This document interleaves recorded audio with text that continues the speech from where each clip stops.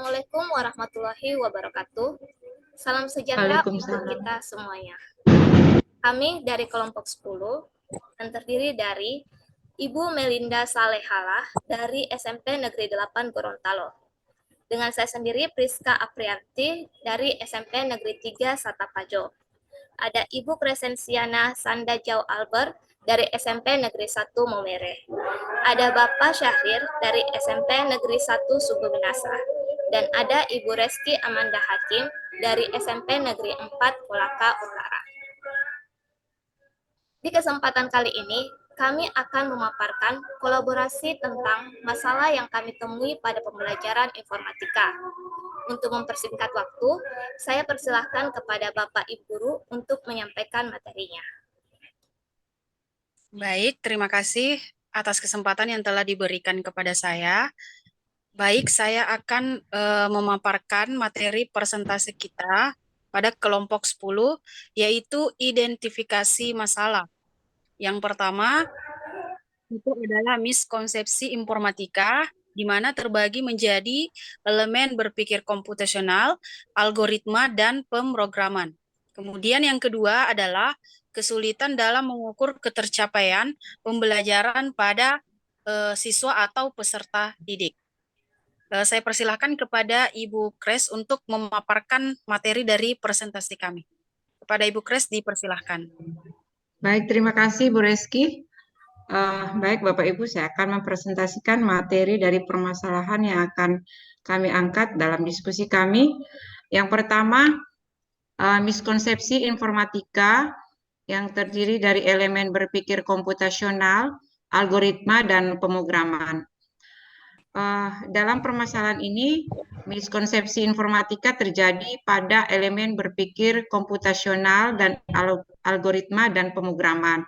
Karena kurangnya pemahaman guru-guru disebabkan baru pertama kali menerapkan informatika pada sekolah masing-masing pada tahun ini.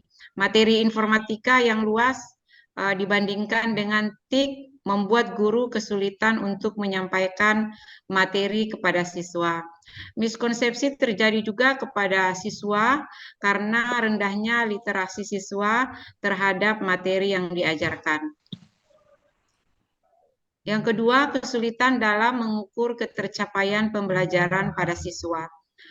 Pada mata pelajaran informatika yang baru diajarkan pada tahun ini, bagi sekolah-sekolah yang melaksanakan kurikulum merdeka, di mana penilaiannya berbeda dengan kurikulum 13 yang tidak menentukan lagi nilai KKM, tetapi digantikan dengan KKTP, di mana tahap penilaiannya terdiri dari belum berkembang, mulai berkembang, berkembang sesuai harapan, dan sangat berkembang yang membuat guru sulit untuk menentukan capaian pembelajaran pada siswa. Permasalahan yang lain yaitu asesmen diagnostik dan kognitif yang dilakukan pada awal pembelajaran, sedangkan input dari fase C dalam pendidikan SD belum belajar mata pelajaran informatika. Next.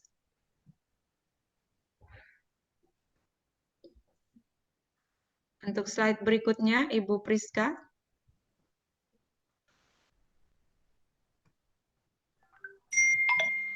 Baik, mungkin Bapak Muhammad Syahrir bisa melanjutkan di solusinya. Baik, saya akan lanjutkan dengan membahas mengenai solusi yang diberikan.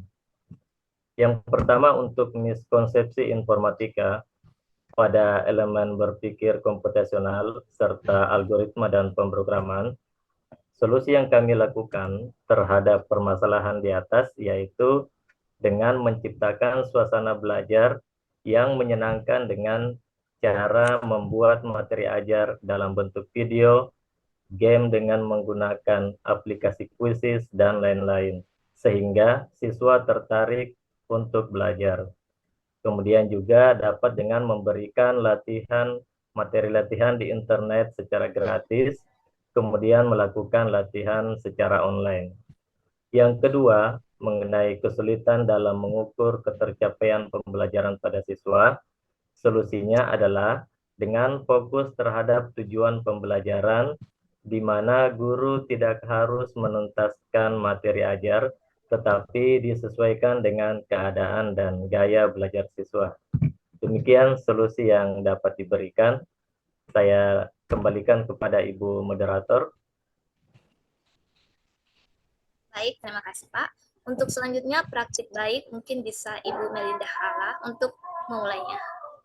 Ya, terima kasih Bapak Ibu. Untuk praktik baik yang seperti yang sudah saya laksanakan, saya guru informatika di SMP Negeri 8 Gorontalo, mengampu untuk kelas 7 karena sekolah kami baru melaksanakan kurikulum merdeka di tahun ini. Jadi baru kelas 7 yang belajar informatika. Saya sering melakukan pada saat pembelajaran itu melakukan pendampingan langsung kepada siswa pada saat proses pembelajaran seperti yang kelihatan di foto yang saya perlihatkan, yaitu melakukan pendampingan kepada siswa pada saat proses pembelajaran.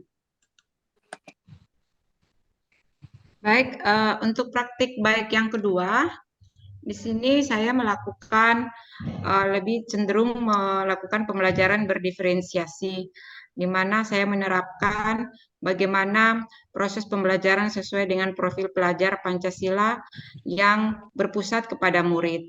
Dari gambar yang terlihat bahwa siswa lebih cenderung memilih pembelajaran di luar kelas, sehingga dalam pembelajaran itu saya bisa melakukan praktik baik dengan cara dalam pemberian materi saya selingi dengan games, lalu juga dalam kelompok belajar mereka bisa mencari solusi dari permasalahan yang mereka hadapi. Kemudian pada gambar berikutnya, pada gambar yang pertama itu, di mana saya mengajar di kelas 7 tentang teknologi informatika pada materi peralatan yang digunakan pada zaman dahulu.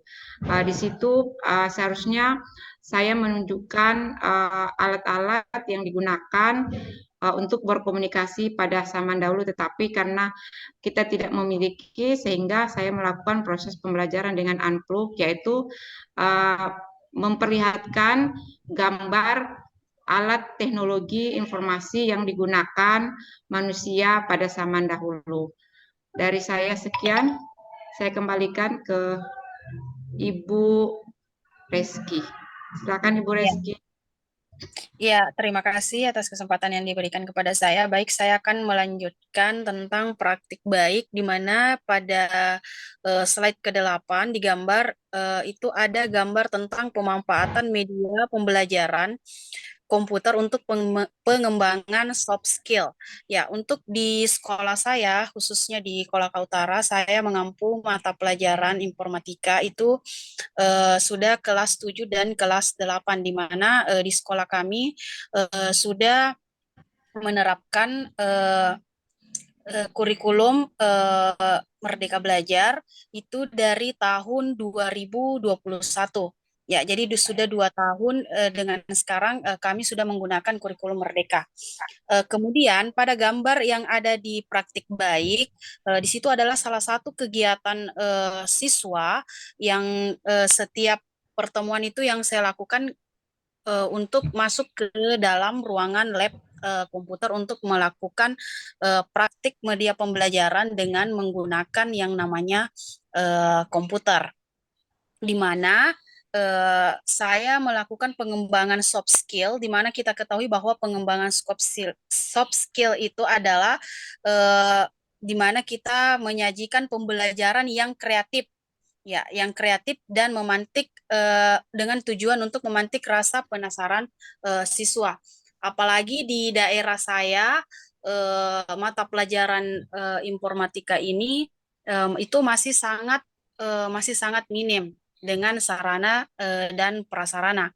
Jadi saya mewajibkan untuk setiap pertemuan atau setiap minggu pembelajaran itu wajib untuk masuk di dalam lab untuk melakukan latihan minimal membuka atau menyalakan sebuah komputer. Terima kasih. Sekian dari saya kembalikan kepada moderator. Baik, terima kasih Bapak Ibu Guru yang telah menyampaikan materi. Sekian kolaborasi kelompok 10 dalam penguatan kompetensi profesional guru informatika. Kami mohon masukan dan saran dari rekan-rekan guru sekalian.